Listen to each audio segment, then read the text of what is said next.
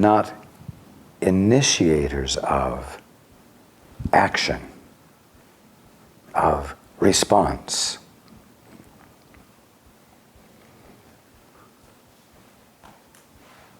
The messengers of fear simply block, simply immobilize. This is why the messengers for fear have no power.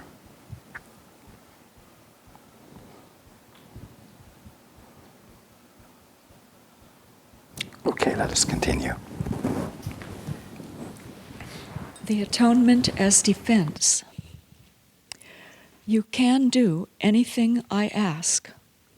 I have asked you to perform miracles and have made it clear that miracles are natural, corrective, healing, and universal.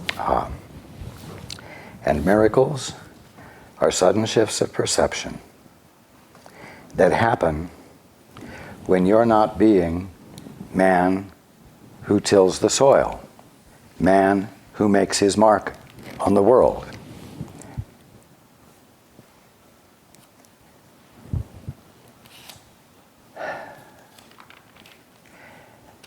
Miracles happen when you let yourself be the place where God shines through.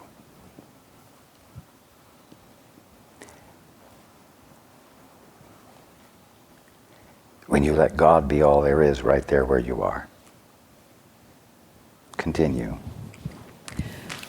There is nothing they cannot do, but they cannot be performed in the spirit of doubt or fear. When you are afraid of anything, you are acknowledging its power to hurt you. Remember that where your heart is, there is your treasure also. You believe in what you value. If you are afraid, you will inevitably value wrongly, and by endowing all thoughts with equal power, will inevitably destroy peace. Now, because of the difference in the second edition, I'm going to read that so that everyone has it both ways. If you are afraid, you are valuing wrongly. Your understanding will then inevitably value wrongly. And by endowing all thoughts with equal power, will inevitably destroy peace. Continue. That is why the Bible speaks of the peace of God which passeth understanding. Indeed. Understanding comes from thinking and the use of reason and logic. And that's why I make a distinction between the word understanding and knowing. Knowing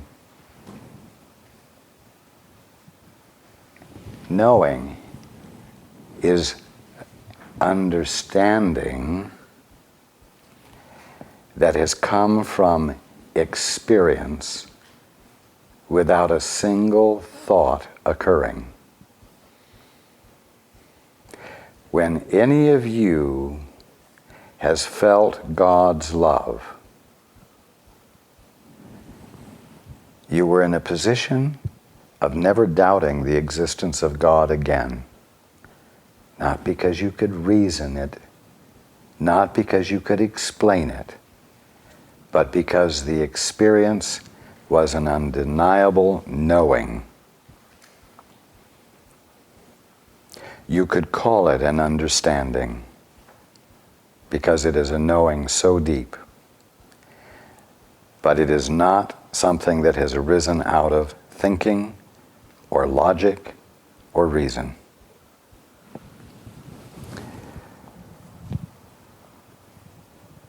It isn't understanding any of you want.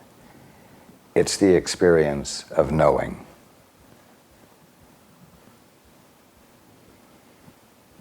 Because knowing is undeniable and it cannot be argued away. But what logic and reason have created can be argued away through an even more skillful use of reason and logic, whether there is any truth to it or not. Continue. This peace is totally incapable of being shaken by errors of any kind. It denies the ability of anything not of God to affect you. Indeed. This is the proper use of denial. It is not used to hide anything, but to correct error. It brings all error into the light, and since error and darkness are the same, it corrects error automatically. Indeed.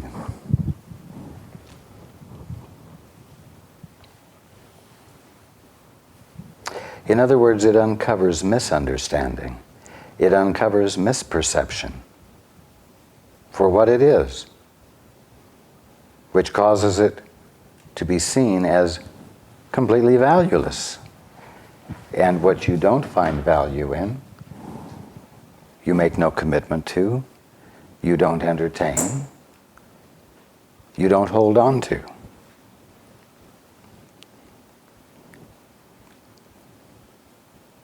Continue. True denial is a powerful protective device. You can and should deny any belief that error can hurt you. This kind of denial is not a concealment, but a correction. You see, if someone says something to you, 2 + 2 is 5, and you know 2 and 2 is 4, you say, that's not true. 2 and 2 equals 5, that's not true. Stating it is not the first step of a negotiation or an argument. You see, it's just a statement of the truth.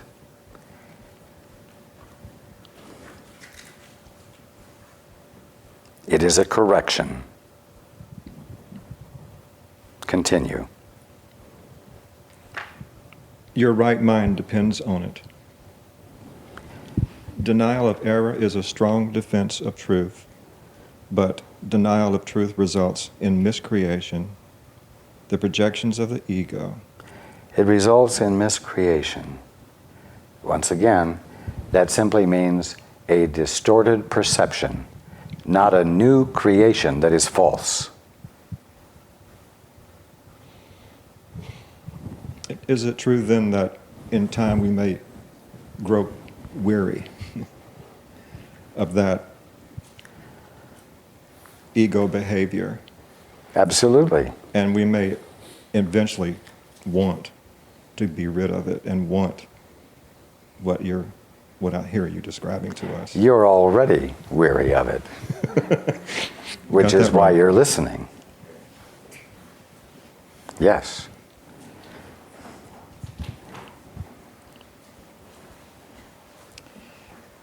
In the service of the right mind, the denial of error frees the mind and reestablishes the freedom of the will.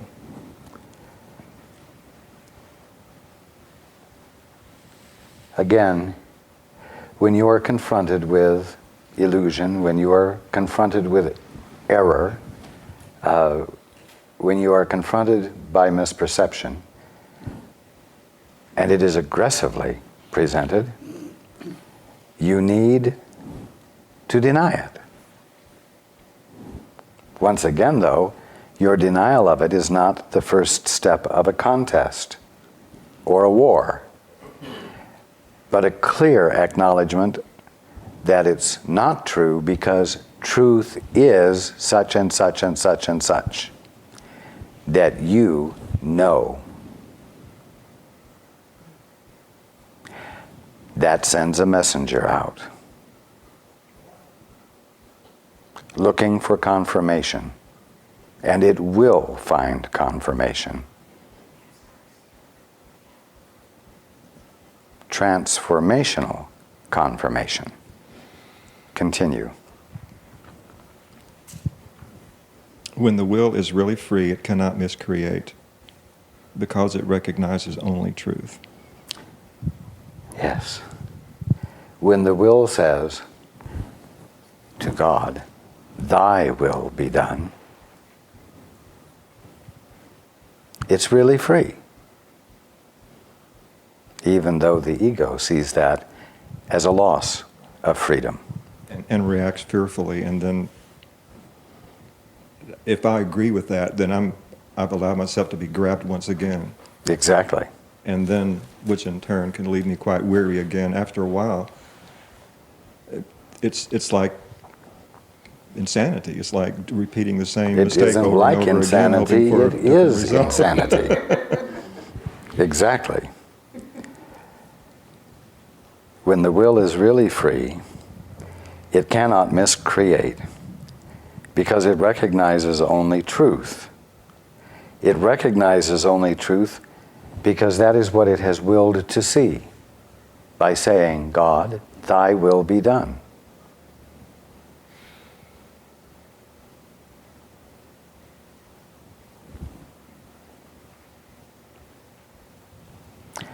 Of course, this involves shifting from the second account of creation in Genesis 2 back to the first account in Genesis 1. Because when you say, thy will, not mine, be done, you're saying, I choose not to be man to till the soil. I choose not to identify myself that way. I refuse to identify myself that way because that is not the truth about me. And so you abandon the authority that being able to till the soil seems to give to you. You see? Yeah, yeah. Now that sounds like, I'm not saying it is, but it sounds like you don't have to work for a living. You don't have to till the soil. You don't have to make your mark in the world. So you don't have to really. Well, I tell you what. You just try to sit down and be still and yield to the Father's will and see if you can remain unmoving. See if you can avoid breaking into dance, if you will, because of the joy that fills you, and the movement of God, and the rhythm of God, and the beat of God, and the movement of creation that is what you're the presence of, because God is being all there is of you right now. And just see if you can keep from doing something. But it's not toiling that I'm. Of course not. It's a natural, effortless flow of the movement of fulfillment, making all things new. It's just that what you're doing isn't done for your private purposes, and it isn't done for your gain. It's a gift. And it doesn't have to be repetitive or boring or any of that. It never will be repetitive or boring. Because, I mean, this is a talk, what you're speaking about is a whole paradigm shift. Yes. But I mean, From chapter 2 to chapter 1. right, it almost sounds like anarchy in a way. I mean, it is anarchy in a way. You're upsetting the whole apple cart of the way things are. You're upsetting the mutually agreed upon definitions of how things are and returning to how things really are. Absolutely. Because it's almost like the definition of work excludes the word fun. The definition, yes. I mean, if it's fun, it's play. If it's work, it's no fun. Indeed, and the greatest works of art are the ones that came out of joy, not suffering as it is proclaimed. The greatest works of art and the greatest things that have been done were the result of joy allowed, embraced, and embodied. So this is good news. We don't have to work anymore. Yay! You do not have to be in order to survive. That's what work is. You mean existing for the sake of the saying, I have to do this in order to survive? Exactly.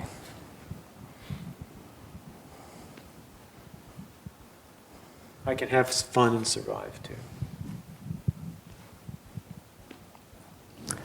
You're damn right. All right, good news. I just want to talk a little about personal experience, the way this feels as an experience. Because I'm going along and I'm having my chapter 2 experience, and then I deny that, and then I guess what I'm feeling is that for a little bit I'm going into what you could call the void, or just sitting there kind of waiting, I guess waiting for the messenger to get back. But then that fulfillment starts after a little period of maybe like just reorienting myself, getting my balance back after I've denied all the ruckus, and I sit there and there's quiet. There's not anything to experience. I might have to concentrate on my breath, or make an effort to not go back into the thinking and the confirming the lie. And the body sensations of Exactly. fear and so on. Just paying attention to something that's really going on at a primal level, that's not all loaded with stimulations. Significance. Yes, significance, exactly. Something to how did you say it? To bring about a consummate act. Yes. And so then I just sit there without anything going on for a little bit before the messenger gets back. That's what I'm experiencing. And I used to sit there for like a long time waiting for the messenger to get back, because I wasn't as... Well, let's be clear here. When you become still, what you're doing is making room for God. Exactly. And then there is an infilling that occurs. First is the experience of peace, and then is the experience of feeling loved. And then an accompanying joy. Those influxes of the presence of God experienced by you are themselves the impulse of the messengers that are being sent out. Yeah. And they are the messengers that will return to you with confirmation. Just being in the quietness does not send a messenger out. You're not in the quietness waiting for a messenger to return. You are in the quietness waiting upon God,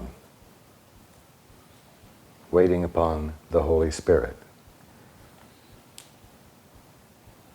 to infill you, because it is their purpose to uncover to you what is true about you, which you can only recognize within yourself when you have abandoned assertive, authoritative, aggressive thinking. You see? Aggressively denied it. I mean, that's the place I can apply my will, is to will not to think that thought, to stop the thought. To will not to think a thought is an attack on a thought. But to choose for your peace and disregard the thought constitutes a withdrawal of your attention. I know exactly what you mean. And therefore, a denial of it. Paying attention to my breath versus attacking the thought. Indeed. You've got it.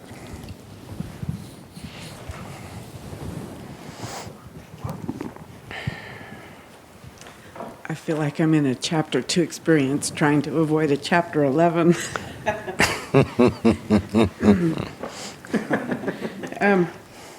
Are we on, is it number 3? Thank you.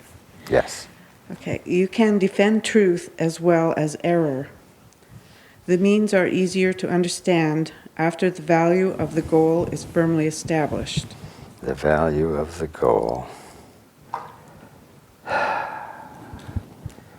And what is the value of the goal that would cause you to defend truth rather than error?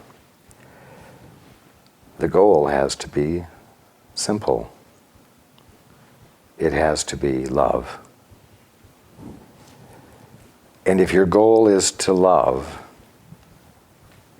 then it is truth that you will naturally want to defend.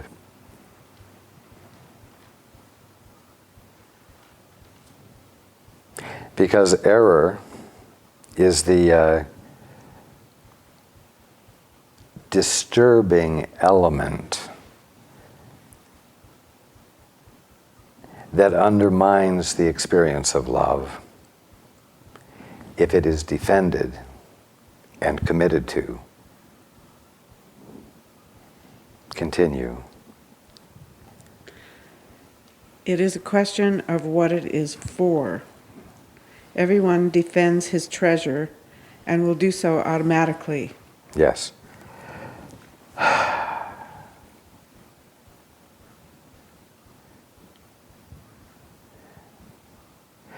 Do you treasure harmony? Do you treasure friendship? Or do you treasure not being wrong? Or do you treasure being right?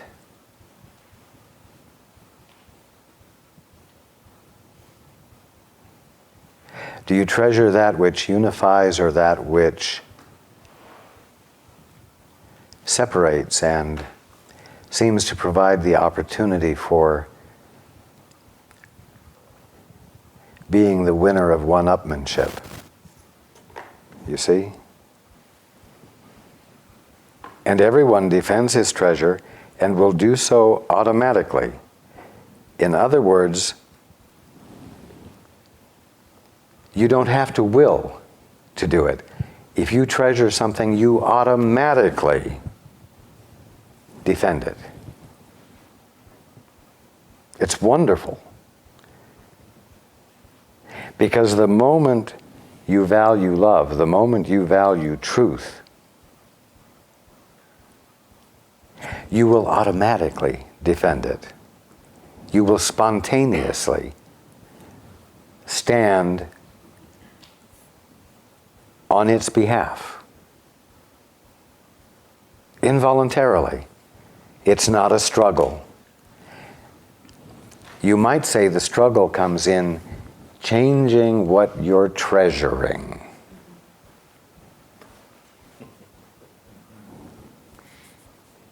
Continue. The real questions are, what do you treasure, and how much do you treasure it? And why do you treasure it? You always treasure it for what it's going to do for you. You always treasure something for what it's going to do for you. So, you know what? I would like you to take time this coming week to ask yourself what love can do for you. And I'm not going to ask you to report back to me next week. But why would you treasure love? You might be surprised that you don't have a large number of responses to the question. But it's worth exploring, it's worth contemplating. What do you want love to do for you? And then take a look at whether or not love can really do what you're asking it to do for you, because if it can't, then what you're asking it to do needs to be abandoned. It's a futile road.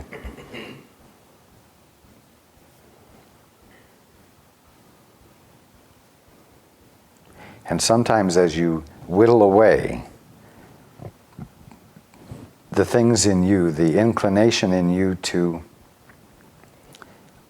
try to obtain something that's not available In other words, to get love to do something for you that love is incapable of doing. Sometimes in the whittling away of those wasted intents, you seem to come down to only one or two things, and that can feel rather empty. But when you come down to one or two or three things, you can recognize the consistency between them, you can recognize the similarity, and once you see those similarities, you have the capacity to recognize other areas where love can benefit you. And then the answer to the question, the answers grow in number.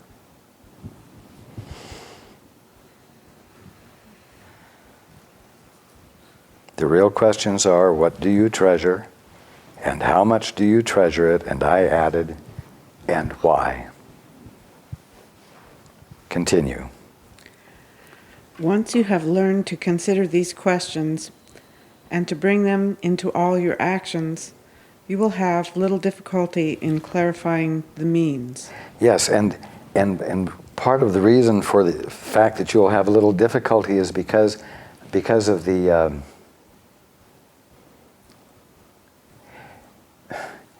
because you will be spontaneously inviting them into your experience. This is the part that doesn't take work. The coming forth of the clarity will happen automatically, spontaneously, without labor, because it's a chapter 1 experience. Continue. The means are available whenever you ask. You can, however, save time if you do not protract this step unduly. Wasn't that a tactful and kind way to say it? Go on. The correct focus will shorten it immeasurably. Indeed. And the correct focus, again, is not on the denial of the thing you want to get rid of.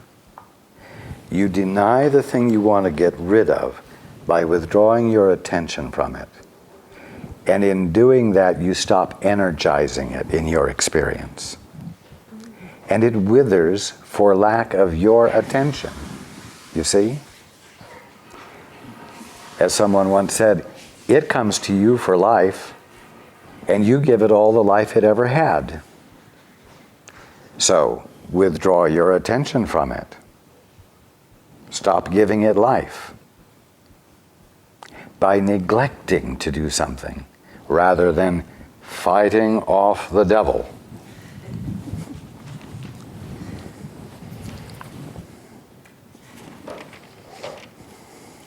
Continue. The atonement is the only defense that cannot be used destructively because it is not a device you made. And because it's not a device you made, it's not a device that is there to serve your private goals.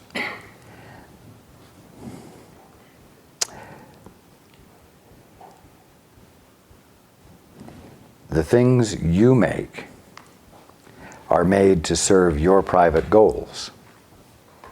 And your private goals are the goals of one separate from the whole. And those goals are always to preserve the separation. You see? Mm-hmm. So it's wonderful. The atonement is the only defense that cannot be used destructively because it is not a device you made. But that means that you have to allow the atonement to bless you. You have to allow the atonement to do its work for its reasons, because you're choosing to abandon your reasons, your personal private reasons. Continue. The atonement principle was in effect long before the atonement began. The principle was love, and the atonement was an act of love. Aha, an act of love.